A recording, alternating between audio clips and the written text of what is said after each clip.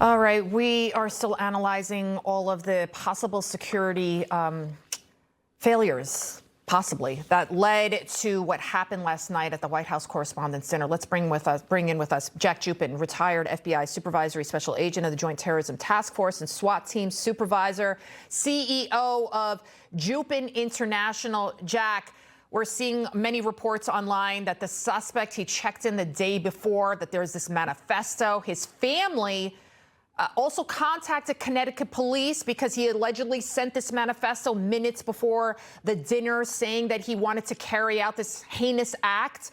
What are your thoughts, sir? Yeah, unfortunately, maybe somebody dropped the ball. As your previous guest, the NYPD chief had mentioned, there'll be a total whitewash of this. They're gonna debrief this in full once it's all over to see if there were any failures along the way. Obviously, the Secret Service, Washington, D.C. Metropolitan Police, they reacted extraordinarily and very bravely. They ran to the crisis site when people were running away. They neutralized the target almost immediately.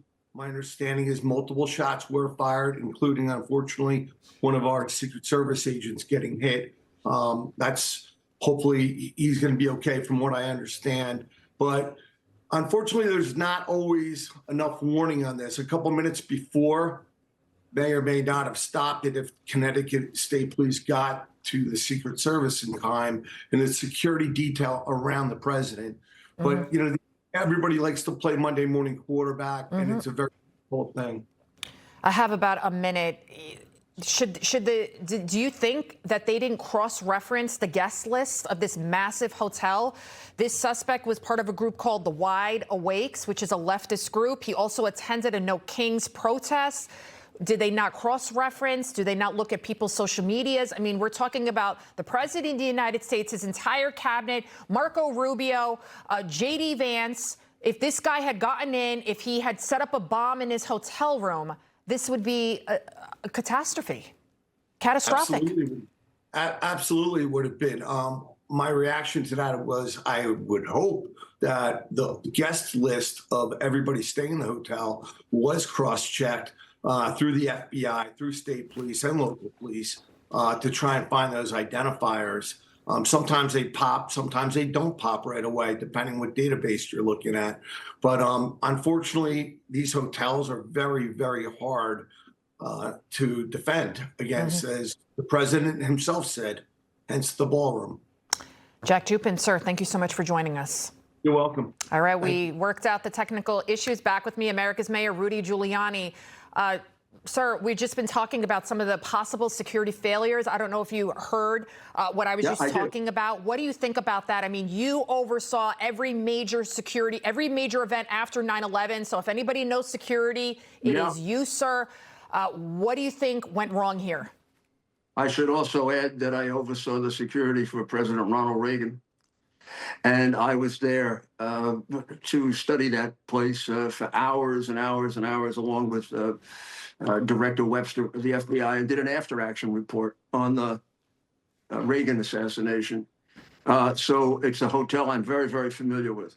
I can't go by it without very strange memories. And I oversaw the prosecution of Hinckley. So, yeah, I know all about it.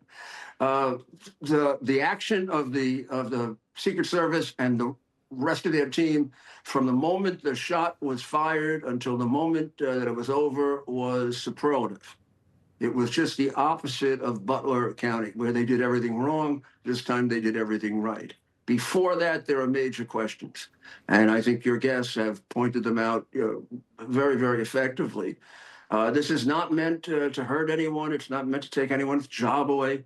It's meant to try to improve so that this doesn't happen again. Also, you know, the bigger question, much bigger question, this doesn't happen in a vacuum. You may want to call them a lone wolf. Wolves hunt in packs, and they coordinate. And to have one lone wolf after another defies rationality. It defies good law enforcement. Law enforcement is based on what's the most logical possibility, and you investigate from there. And if it's wrong, then you move on. So Here we have a man we already have found out he's involved with the Wide Awake. He was involved with the No Kings. He's got a manifesto. He's got hatred in his heart. Now, how was it? Here's the real question. We never asked, how was it put there? He wasn't born that way. Somebody put that hatred there.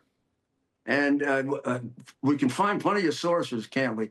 If this doesn't stop us from invocations of violence against our president, I don't know what will. I mean, they have done everything they can to destroy this man. It's been 6 years of hell. I've been his lawyer for 3.5 or 4 years of it. I've been one of his best friends for 40 years. And, I went to Mass this morning to pray for him and to pray for all those people. I mean, they've attempted to kill him 3 times. You don't know the other times they attempted to kill him that we don't know about. They attempted to take him out of office as a lawfully elected president. They tried to put him in jail 4 times in 1 year as a felon. And what else are they going to do to him? I mean, they try to destroy his family. They try to destroy everyone around him. They've disbarred me. They've disbarred Eastland. Professor Dershowitz doesn't have an old friend left. I was just with him on Friday. He and I were talking about when we were lawyers opposing each other, bitterly opposing each other. And we became very close friends because I respected him and he respected me because we're honest. So we have got to get to all of this Nazi stuff. And Ronald Reagan was shot by an insane man. There's no doubt about that. Right. And there was some hatred about Ronald Reagan. But if you look back on it and compare it to this has been a 6-year campaign to try to encourage somebody to kill him. And they've had 3 almost successes. When are they going to stop? I don't know. He's not a Nazi. Will you stop calling him a Nazi? He's not a pedophile. I can prove that. I investigated that as his lawyer. I have the New York Times reporter who will swear on a stack of Bibles that he protected women.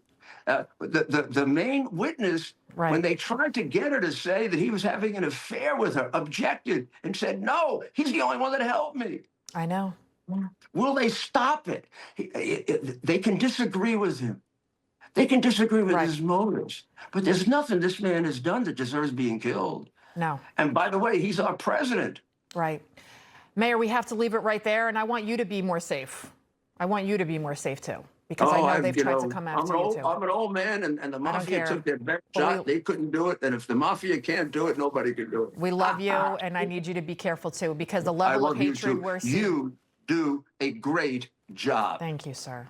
Thank you. Thank you so much, Mayor Giuliani. Thank you, sir. Greatest mayor America's ever had.